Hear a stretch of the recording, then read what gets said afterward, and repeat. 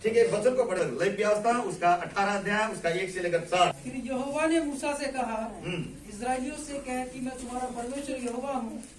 तुम मिस्र देश के कामों के अनुसार जिसमें तुम रहते थे न करना। न करना, सारे लोग बोले न करना। एक दूसरे को बोले न करना। भाई लोग इधर बोल के बोलो न करना। भाई लोग इधर देख कर बोले न करना। आगे पढ़ो बेटा, और आगे पढ़ो।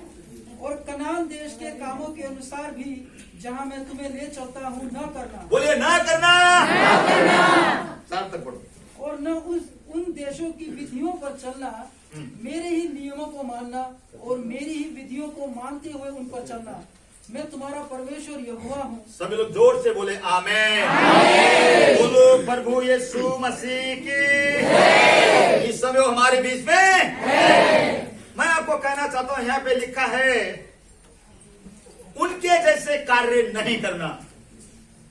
उनके जैसे कार्य नहीं करना।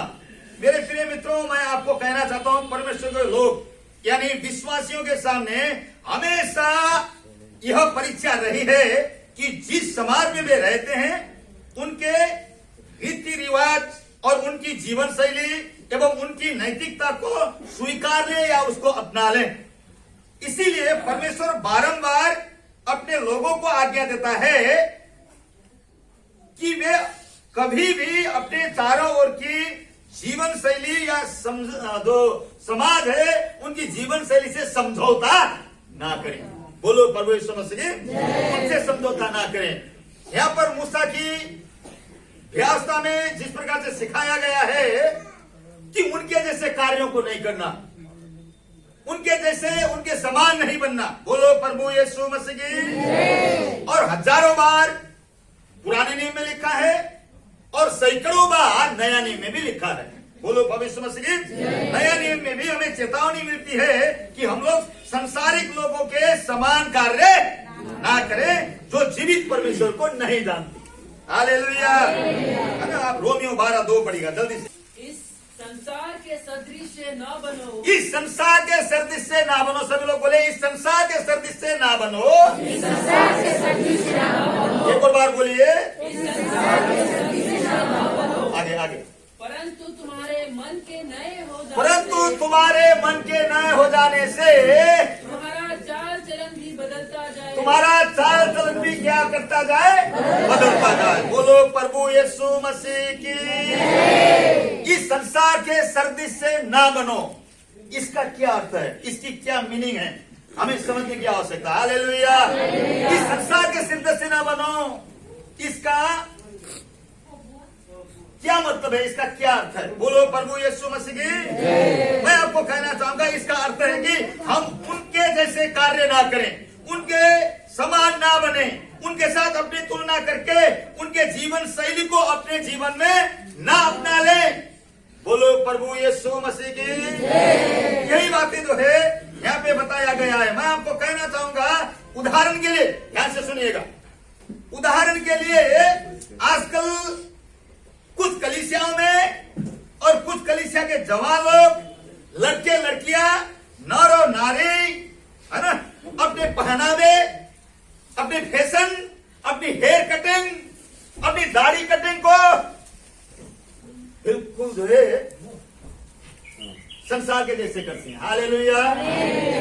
बोलो प्रभु यीशु मसीह की। मैं पिछले दिनों में एक कलीसिया में प्रचार करने गया। एक बड़ा चर्च था, वहां पे प्रचार करने गया। वहां पे पास्टर ने बोला, पास्टर जी थोड़ा आप हमारे चर्च में आकर थोड़ा प्रीच करो। बोलो प्रभु यीशु मसीह की। हर कलीसिया के अंदर प्रचार करने से पहले वर्शिप होता नहीं होता? तो मैं वहां की वर्शिप को देख रहा था। बोलो प्रभु यीशु मसीह की। मैं वहां के वर्शिप को देख रहा था और उस कलीसिया के स्टेज पर वहां का क्वायर टीम का लीडर रॉक सिंगर के समान गिटार लेकर खड़ा था। उसके ये जो बाल थे उसका एक गुच्छा इधर बना हुआ था और रबर बैंड से उसको बांध रखा था और यहाँ पर बकरी के समान दाढ़ी भी थी। और वो जबरदस्त बजा रहा था और ड्रम सेट बजाने वाले ने इधर यहाँ बकरी की जैसी दाढ़ी टूट टूट टूट टूट। मैं वहां पे बैठा, मैंने देखा। मैं उनकी निंदा नहीं कर सकता था, उनका पर्सनल लाइफ है, लेकिन वहां पे जो लेडी लोग हैं उनके सिर में, जो गीत गाने वाले क्वायर की बहन है, उनके सिर में क्या नाम कहते हैं, कपड़ा नहीं है, जींस के पैंट पहने हैं, बिल्कुल मॉडर्न सिस्टम के अनुसार बिल्कुल बढ़िया बज रहा है वहां पर। मैंने उन सभी बातों को देखने के बाद मुझे इतना अच्छा नहीं लगा,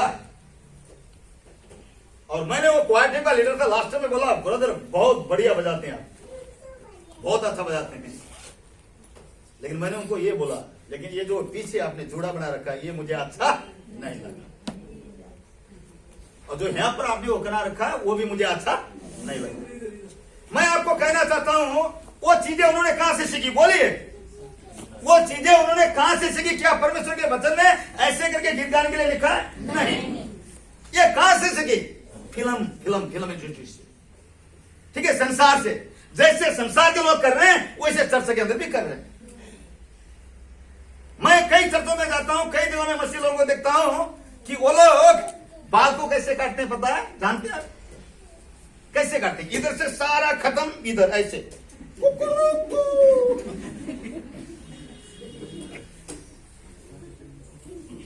बोलो प्रभु यीशु मसीह की। ये कहां से सीखा उन लोगों ने? बोलिए ना, कहां से सीखा? संसार से सीखा। जब हम गांव में रहते थे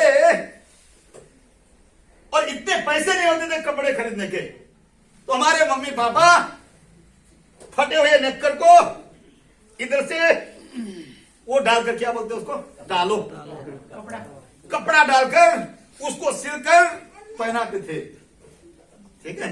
पैंट फट गया तो इधर से टालते थे, इस तरफ से टालते थे। लेकिन आजकल मैं देख रहा हूं कि कुछ जवान लोग 3000 की पैंट खरीदकर इधर से काटते हैं, इधर से काटते हैं। ये कहां से आया? ये सारी बातें बोलो ना, संसार से। ये संसार से आया।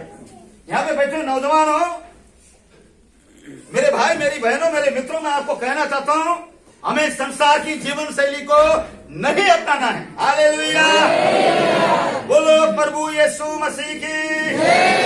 यहां पे हम देखते हैं संत पौल कहते हैं, तुम संसार के सिरदर्द से ना बनो, क्योंकि संसार तो यीशु को नहीं जानती, संसार ने उद्धार नहीं पाया है, संसार को परमेश्वर ने अपने लिए चुना नहीं है। लेकिन आपको और मेरे को परमेश्वर ने अपने लिए चुना है और अलग किया है, इसलिए हम सबों को संसार के सिरदर्द से बनने की आवश्यकता है। बोलो प्रभु यीशु मसीह की।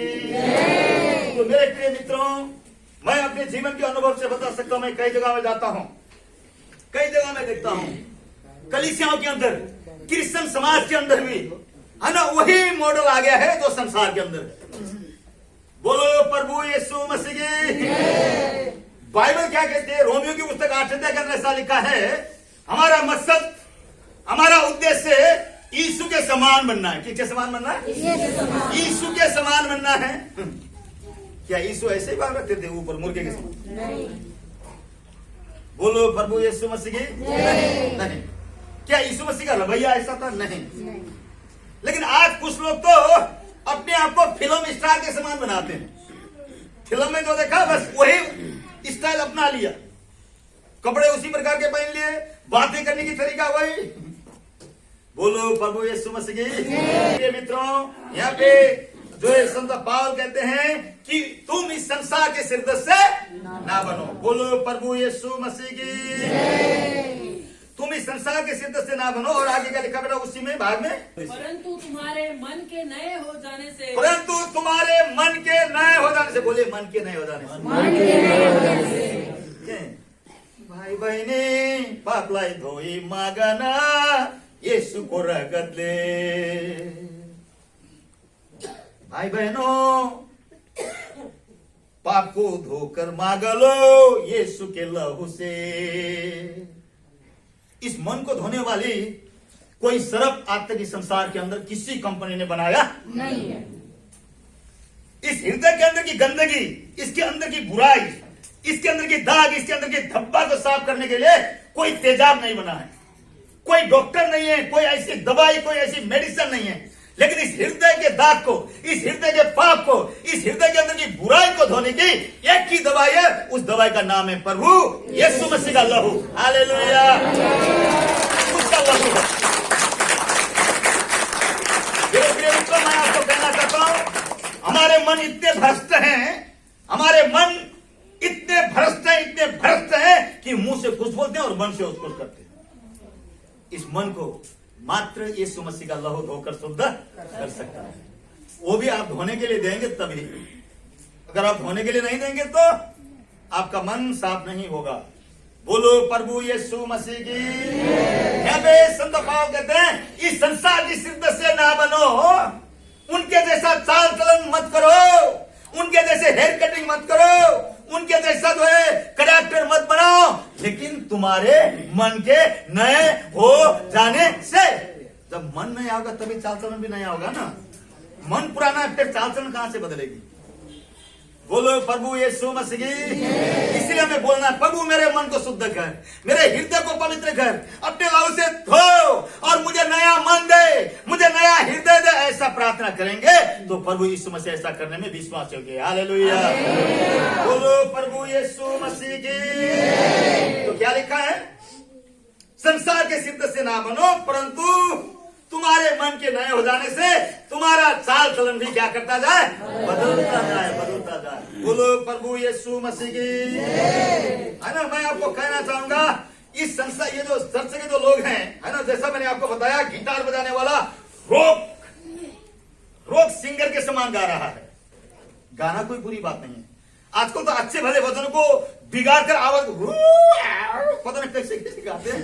मैं उनके खिलाफ में नहीं हूं, शायद हो सकता है समय के अनुसार वो सब सिस्टम चेंज हुआ है, लेकिन फिर भी कई बातें ऐसे हैं जो बिल्कुल संसार की जैसे लगते हैं। बोलो प्रभु यीशु मसीह की। और कुछ लोग ऐसे सिंगर हैं जो फिल्मी गाने को यीशु का गाना बनाते हैं। वो भी मुझे लगता है कि इतनी अच्छी बात नहीं। जो असली वर्शिपर हैं, जो असली वर्शिप करने वाले लोग हैं, वो हृदय से गाते हैं, वो परमेश्वर की उपस्थिति में गाते हैं। जब आत्मा से भर जाते फिर नया गीत दाऊद के समान। मैं फादर वेलकमर से का सम्मान करता हूं, क्योंकि वो कभी भी किसी के द्वारा सीखा हुआ गाना नहीं गाते। ऐसे लोगों को मैं पसंद करता हूं। लेकिन कुछ लोग हैं दूसरों की कॉपी करेंगे। क्यों? क्योंकि उनके पास परमेश्वर से तो मिलता तो है नहीं। क्योंकि परमेश्वर के सामने बैठेंगे, परमेश्वर से दुआ में तभी मिलेगा ना। अब कुछ है तो नहीं अंदर, फिर इधर उधर से सीख कर करेंगे। बोलो प्रभु यीशु मसीह की। अगर यदि आप ईमानदार विश्वासी हैं तो आपको क्वायर टीम का लीडर बनने की आवश्यकता नहीं है। आपको यहाँ पे ढोलकी बजाना, कीबोर्ड उड़ने वाले की बनने की आवश्यकता नहीं है। आप सुबह 4 बजे उठेंगे, अकेले में ऐसे गीत गाएंगे, ऐसी नए गीत गाएंगे, परमेश्वर खुश हो जाएगा, आपके चेहरे में रौनक चमकेगी, परमेश्वर का नूर आपके ऊपर आएगा। हालेलुया। आपको क्या समझते हैं? क्या असली वर्शिपर कौन है? असली आराधक कौन है? क्या यहाँ स्टेज में खड़े होकर सबके सामने आइए हम हाथ उठाएं, आइए हम गिटार बजाएं, आइए हम आराधना करें, ऐसे बोलने वाले लोग हैं? नहीं। वो भी है, मानता हूं, ऐसे लोगों की हमें आवश्यकता है। लेकिन यदि ऐसे लोग पर्सनली घर के अंदर आराधना नहीं करते हैं, प्रशंसा नहीं करते हैं, परमेश्वर की स्तुति नहीं करते, सिर्फ चर्च में आकर करते हैं, तो वो सब झूठे हैं और उनके अंदर यीशु के प्रति सही आदर नहीं है। यदि आप भले ही चर्च के क्वायर टीम के लीडर नहीं है, भले ही चर्च में आप जो है आगे आकर आराधना नहीं करते, लेकिन अपने घर के अंदर सुबह 3 बजे उठकर 4 बजे उठकर अकेले में वर्शिप करते हैं, तो आप उन लीडरों से महान व्यक्ति हैं। हालेलुया। बोलो प्रभु यीशु मसीह की। मुझे लगता है मैं सही बोल रहा हूं। सो परमेश्वर की, मेरे प्रिय मित्रों, परमेश्वर को उल्लू नहीं बना सकते। मैं ये नहीं कह रहा हूं कि मैं आप लोगों से बहुत अच्छा हूं, मैं बहुत सुपर हूं, ऐसा नहीं है। मैं भी धीरे धीरे आगे बढ़ रहा हूं, लेकिन मैं इतना जानता हूं कि जब सच्चे मन से हम परमेश्वर की वर्शिप करते हैं, चाहे हमारी आवाज बेकार होगी, शायद हमें ट्यूनिंग मिलाना नहीं आता होगा, लेकिन दिल की गहराई से जब करते हैं, परमेश्वर प्रसन्न होता है। बोलो प्रभु यीशु मसीह की। इसने कहा परमेश्वर आत्मा है और आवश्यक है कि उसकी पूजा करने वाले लोग, उसकी वर्शिप करने वाले लोग, उसकी जो है आराधना करने वाले लोग कैसे करें? आत्मा और सच्चाई से। बोलो प्रभु यीशु मसीह की। अरे सच्चाई खत्म हो गई, चर्च की स्टेज जैसे संसार के स्टेज होते ऐसे हो गए। और मैं चाहता हूं कि मेरे प्रिय हम लौटें, हम परमेश्वर के सामने अपने जीवन को सुधारें, हमारे लाइफ को चेंज करें, यही परमेश्वर चाहता है। हालेलुया, बोलो प्रभु यीशु मसीह की। तो ये जो सारी बातें कहां से सीखा? संसार से। बाइबल से नहीं सीख रहे हैं, परमेश्वर के वचन से नहीं सीख रहे हैं, लेकिन कहां से सीख रहे हैं? संसार से। एक से एक पॉपुलर। बोलो प्रभु यीशु मसीह की। और मैं आपको कहना चाहता हूं मेरे प्रियो, परमेश्वर का वचन हमें इस तरह संसारिक लोगों की नकल करने और उनकी जीवन शैली को अपनाने को सख्त मना करता है। बाइबल को पढ़िए, सख्त मना करता है। संसार को हमें परिवर्तित करना है, लेकिन हम परिवर्तित और संसार के समान बढ़ रहे हैं, तो ये तो अच्छी बात नहीं है। पढ़िएगा, पढ़िए दूसरा कुरिन्थी 6 अध्याय 14 से पढ़िए जल्दी से। दूसरा कुरिन्थी 6 अध्याय उसका 14 से पढ़िए, जिसको जल्दी निकालना आता है प्लीज। अविश्वासियों के साथ असमान जुए में न जुटो।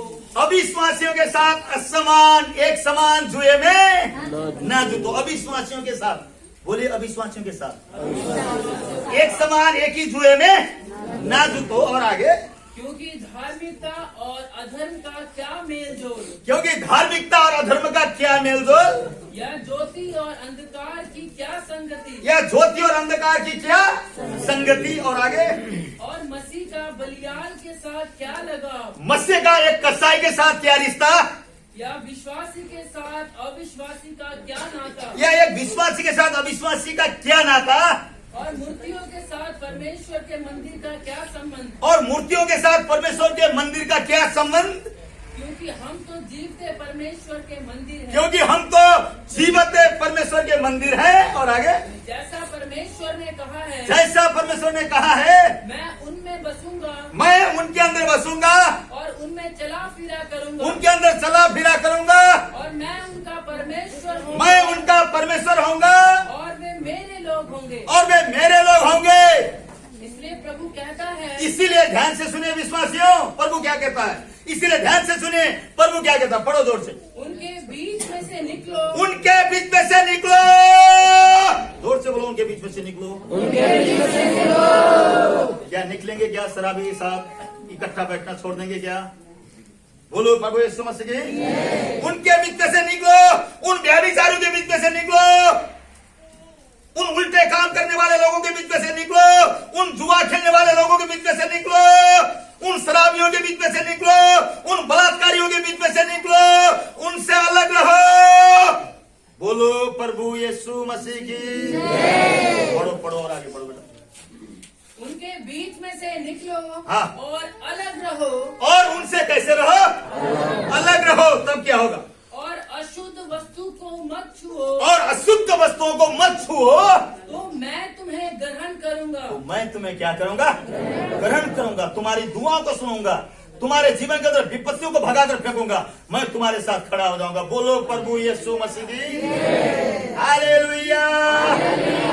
उनके बीच में से निकलो, उनसे अलग रहो। इसका अर्थ क्या है? बोलो प्रभु यीशु मसीह की। इसका अर्थ यह कभी भी नहीं है, ध्यान से सुनना।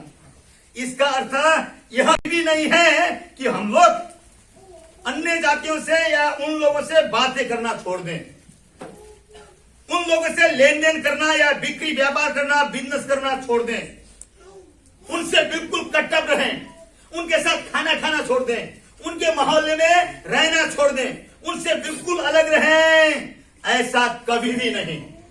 बोलो प्रभु यीशु मसीह की। ऐसा कभी भी नहीं। ऐसी दशा में तो हमें संसार को छोड़ना ही पड़ेगा। बोलो प्रभु यीशु मसीह की। फिर इसका अर्थ क्या है? पढ़िएगा, एक वचन पढ़िए। पहला कुरिन्थी 5 अध्याय 9 और 10 जल्दी से। पहला कुरिन्थी चैप्टर 5 वर्स 9 and 10 पढ़िए ऊंची आवाज। मैंने अपनी पत्री में तुम्हें लिखा है कि, मैंने अपनी पत्री में तुम्हें लिखा है कि व्यभिचारियों की संगति न करना। व्यभिचारियों की संगति न करना। ये जवान हो, मुझे दुख क्यों? व्यभिचारियों की संगति नहीं करना। हालेलुया। व्यभिचारियों की संगति नहीं करना। आगे पढ़ो बेटा। ये नहीं कि तुम बिल्कुल इस जगत के व्यभिचारी हो, या लोभियों हाँ या अंधेर करने वालों हाँ। या मूर्ति पूजकों की संगति न करो, हाँ, मूर्ति पूजकों की संगति ना करो। और आगे, क्योंकि इस दशा में क्योंकि इस दशा में तो तुम्हें जगत में से निकल जाना ही पड़ता है। हाँ, इस दशा में तो तुम्हें जगत से जल्दी मर के स्वर्ग में जाना चाहिए। क्योंकि जब तक संसार के अंदर हो तब तक व्याभिचारी तुम्हारे घर के बगल में है, अन्याय लोग उधर है, मूर्ति पूजक उधर है, चोर उधर है, देशद्रोही उधर है, कई सारे लोग आपके घर के बगल में है। ऐसी दशा में तो आपको इस संसार को छोड़ना ही क्या करेगा पड़ेगा। उसका कहने का अर्थ ये कभी भी नहीं था कि तुम उनसे बिल्कुल संगति मत रखो, ऐसा नहीं है। बोलो प्रभु यीशु मसीह की। एक और बार पढ़ो और दो बार पढ़ो उसको 9 और 10। मैंने अपनी पत्री में तुम्हें लिखा है कि व्यभिचारियों की संगति न करना, हाँ ये नहीं कि तुम बिल्कुल इस जगत के व्यभिचारियों या लोभियों या अंधेर करने वालों या मूर्ति पूजकों की संगति न करो, क्योंकि इस दशा में तो तुम्हें जगत में से निकल जाना ही इस पड़ता दशा में तो तुम्हें क्या करना पड़ेगा, जगत को छोड़ना है पड़ेगा। क्योंकि जगत में ऐसे लोग कम नहीं होंगे कभी भी। हालेलुया। तो इसका अर्थ क्या है फिर? मैं आपको कहना, इसका अर्थ यह है कि हम उन संसारिक लोग, इस संसार के अंदर के जो अविश्वासी लोग हैं, हम उनके साथ सब कुछ कर सकते हैं, उनके साथ खाना खा सकते हैं, उनके साथ उठ बैठ सकते हैं, उनके साथ है ना बैठकर बातें कर सकते हैं, उनके साथ लेन देन कर सकते हैं, उनके साथ सारा कुछ कर सकते हैं, लेकिन उनकी परंपराओं को, उनकी जीवन शैली को, उनके नमूना को हम अपने जीवन में फॉलो नहीं कर सकते। बोलो प्रभु यीशु मसीह की जय। बाइबल क्या कहता है? परमेश्वर ने जगत से ऐसा प्रेम किया कि उसने अपने पुत्र को जगत के लिए क्या कर दिया। यीशु तो पापियों के बीच में आया या नहीं आया? पापियों के बीच में आया और वो पापी बना नहीं। हमें भी ऐसा ही करना है, पापियों के बीच में जाना। मैं तो सबके बीच में जाता हूँ, शराबियों के बीच में बैठता हूँ, उनकी शराब मुझे बदबू आती है, बीड़ी पीने वाले लोगों के बीच में जाता हूँ, ऐसी गंदगी बदबू आती है, मुझे तकलीफ तो होता है, लेकिन मैं उनसे नफरत नहीं करता हूं, क्योंकि मेरे यीशु ने भी नफरत नहीं किया। मैं उनके साथ बैठता हूं, उनके साथ बातें करता हूं और उनके बाद उनको अपने जैसा बनाने की कोशिश करता हूं। ये विजय का रास्ता है। लेकिन कई बार ये उल्टा हुआ है।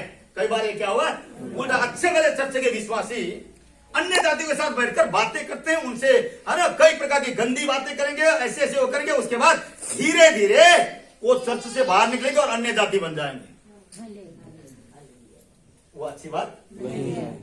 आप जहां पे काम करते हैं क्या सारे लोग अच्छे हैं क्या? नहीं। आपको एक विश्वास का जीवन बिताने के लिए कितना संघर्ष करना पड़ रहा है, कितना संघर्ष करना पड़ रहा है।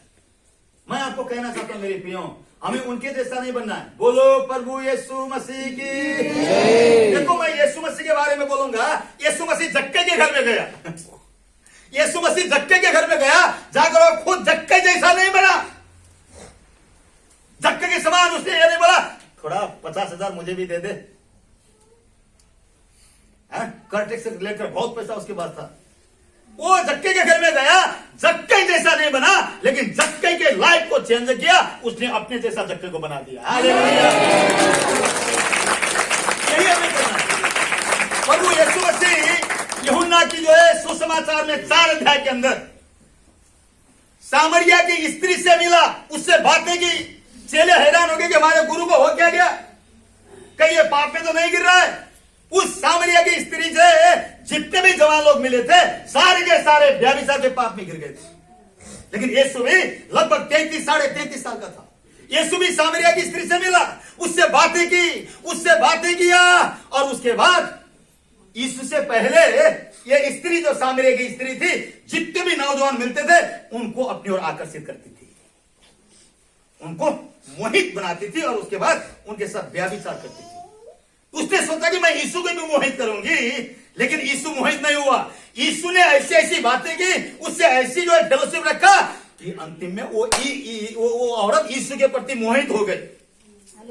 यीशु ने उसका ध्यान अपनी ओर आकर्षण किया, उसके बाद यीशु ने उसको अपने जैसा बना दिया। हालेलुया।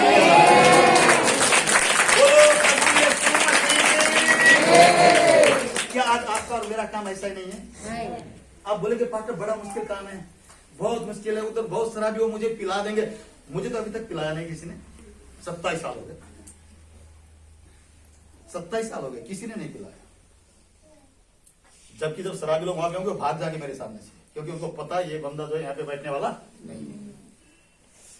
बोलो प्रभु यीशु मसीह की। हमारा काम है जगत को चेंज करना, जैसा यीशु मसीह ने किया था उनके साथ मिलकर वैसा ही नहीं बनना चाहिए हमें। बोलो प्रभु यीशु मसीह की।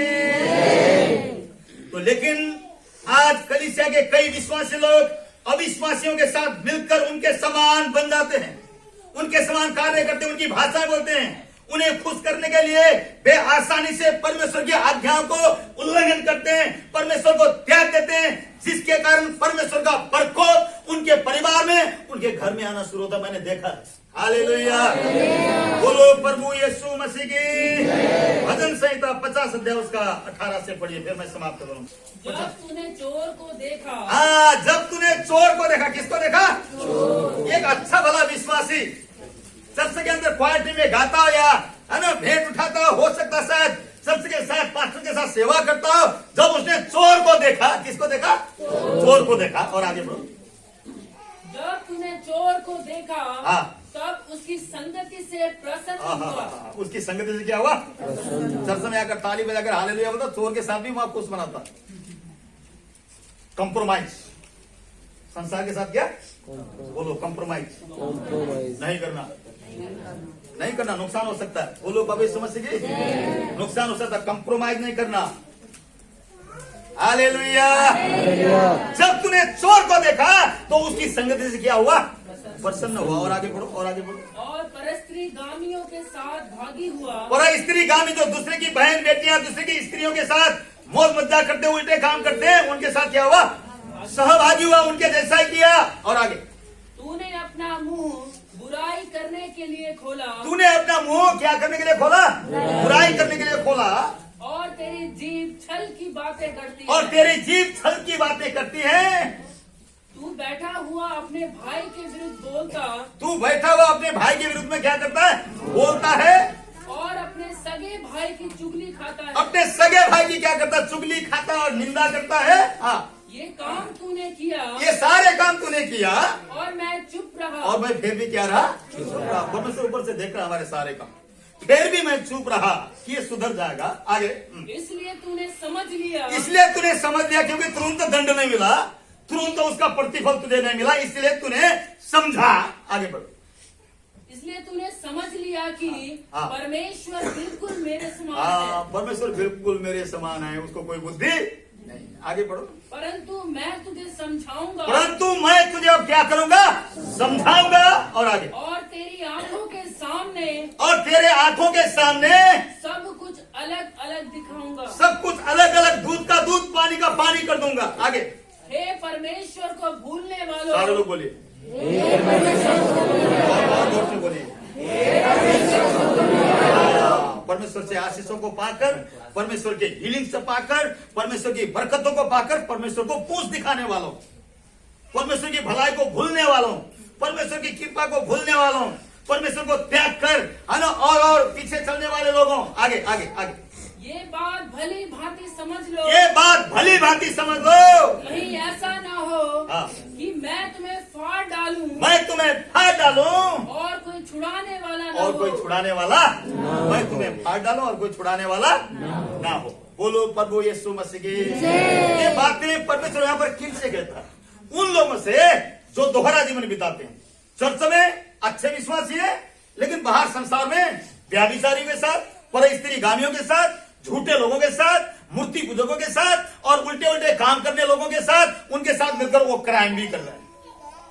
उनके जैसा रवैया अपना रहे हैं, उनके जैसा कैरेक्टर बना रहे हैं, उनके साथ मिलकर उनके समान बन रहे हैं। ऐसे लोगों से परमेश्वर यहाँ पे साफ साफ कहता है, हे परमेश्वर के भूलने वालों। हालेलुया। हमें मेरे प्रियो संसार के साथ संगति नहीं रखना चाहिए। मैं नहीं करूंगा, मैं पापी से पापी व्यक्ति को प्यार करता हूं, क्योंकि मेरा यीशु भी प्यार करते हैं। एक व्यक्ति जो यीशु मसीह को नहीं जानता, बीड़ी पीता, सिगरेट पीता, नो प्रॉब्लम, उसको कोई दिक्कत नहीं। लेकिन जब मैंने उद्धार पाया, मुक्ति पाया, उसके बाद मैं सिगरेट पीता हूं, मैं संसार के लोगों के साथ मिलकर वैसा ही बन जाता, तो मेरे लिए भयंकर दंड मिल सकता है। क्योंकि मेरे तो आंखें एक बार खुल गई ना, मुझे तो एक बार उद्धार मिल चुका है। सच्चाई को जानने के बाद जान करके हम मन को कठोर करके पुट्ठे पंगे काम करते रहेंगे, तो परमेश्वर कहता कि हे परमेश्वर को भूलने वाले, कहीं ऐसा नहीं हो कि मैं तुझे मार डालूं और कोई बचाने वाला ना हो। तो मेरे प्रिय मित्रों, जब हम लापरवाही से सच्चाई को जानने के बाद, सच्चाई को पहचानने के बाद भी हम जान करके संसार के साथ कंप्रोमाइज करते हैं, संसार के साथ संधि करते हैं और संसार के समान बनते हैं, तो इससे परमेश्वर का प्रकोप हमारे ऊपर क्या करता है, आ जाता है। और उसके बाद कोई इंसान उसको बता, डॉक्टर के पास जाओ, डॉक्टर बोलता है आपको कोई बीमारी नहीं है। वैद्य के पास जाओ, कहता है कि तुझे सक है, बहन की बीमारी है, तुझे कुछ बीमारी नहीं है, लेकिन बंदा बीमारी रहता है। ये किसकी पिटाई है? बोलो पवित्र मसीह की। शैतान को डांटने से कोई फायदा नहीं। हालेलुया। मेरे प्रिय मित्रों, यहाँ पर मैं आपको डर और भय में रखना नहीं चाहता हूँ। परमेश्वर दयालु है, वो दंड देने वाला परमेश्वर कतई भी नहीं, वो कृपालु है। लेकिन हम उद्धार पाए हुए लोग, हम मुक्ति पाए हुए लोग, सच्चाई को जाने हुए लोग, फिर से संसार में जाकर संसार के साथ कॉम्प्रोमाइज करके फिर से वही पुरानी जीवन शैली को अपनाकर फिर से जाकर है ना ऐसे जीवन को बिताएंगे, तो हमारे लिए परमेश्वर कहता है कि तुम परमेश्वर को भूलने वाले हो। हालेलुया। तो मेरे प्रिय मित्रों, मैं आपको कहना चाहता हूं, यहाँ पे लिखा है हे परमेश्वर के भूलने वालों, मास्टर, यदि आप लोग इस्राएलियों के समान पापी संसार और संसारिक मनुष्यों, अविश्वासियों के जैसे कार्य ना करें, उनके जैसे अनैतिक और अव्यावहारिक शारीरिक लालसाओं और पापों से दूर रहे, तो मैं गारंटी से कह सकता हूं, मैं कह सकता हूं कि परमेश्वर आपसे और मुझसे कहता है। क्या कहता है? भजन संहिता 50:15 पढ़ो, क्या कहता है? 50:15। और संकट के दिन मुझे पुकार, और संकट के दिन मुझे पुकार। ये कौन किससे कह रहा है? परमेश्वर उन लोगों से कह रहा है जो उसके साथ गहरा रिश्ता रखते हैं। और संकट के दिन आप मुझसे पुकार और मैं तुझे छुड़ाऊंगा, मैं तुझे छुड़ाऊंगा और तू मेरी महिमा करने और पाएगा। तू मेरी महिमा करने पाएगा। हालेलुया। यदि हम संसार से कंप्रोमाइज ना करें, यदि हम संसार की बुरी लालसाओं में, पापों से उनसे नाता तोड़ें और परमेश्वर के साथ गहरा रिश्ता रखें, तो यहाँ पर परमेश्वर कहता है और संकट के दिन, बोलिए संकट के दिन, परमेश्वर कहता है संकट के दिन मुझे पुकार और मैं तुझे क्या करूंगा? उस संकट से छुड़ाऊंगा और तू मेरी महिमा करने पाएगा। तुम्हारे मांगने से पहले मैं दे दूंगा, तुम्हारे आंसू बहाने पर मैं देखूंगा, तुम्हारी दुआओं का उत्तर दूंगा। ये परमेश्वर का वादा है। लेकिन मेरे प्रियो, मैं आपको कहना चाहता हूं कि आज हमारी जिम्मेवारी है कि हम संसार से अलग रहें। जैसा संसार के लोग कर रहे हैं ऐसे हमें करने की अनुमति नहीं। बोलो प्रभु यीशु मसीह। आइए आंखों को बंद करें।